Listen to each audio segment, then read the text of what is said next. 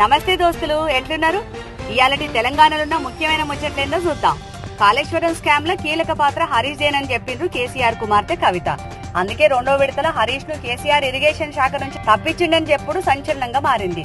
Kaleshwaram project scam జరిగిందని కేసీఆర్ కుటుంబ సభ్యులే చెప్పినట్టు అయ్యింది.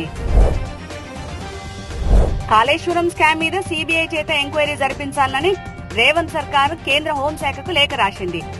దీంతో కాళేశ్వరం స్కామ్ ఎంక్వైరీ విషయం కేంద్రం కోర్టులకు పోయింది. ప్రపంచంలో అతిపెద్ద ప్రాజెక్టు స్కామ్ గా నిలిచి కాళేశ్వరం స్కామ్ మీద తెలంగాణ ప్రజలలో భారీ చర్చ నడుస్తుంది.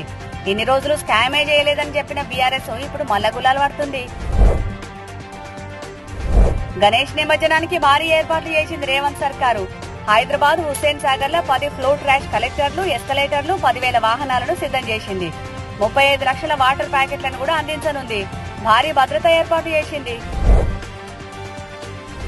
సెప్టెంబర్ 21 నుంచి జరిగే బతుకమ్మ పండుగను కార్నివాల్ తరహాలో నిర్వహించాలని రేవంత్ సర్కార్ నిర్ణయించింది.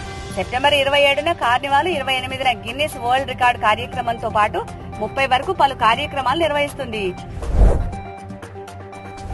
అధిక వర్షాల కారణంగా నష్టపోయిన జిల్లాలకు తగిన సాయం 10 కోట్ల చొప్పున విడుదల చేసింది రేవంత్ సర్కారు.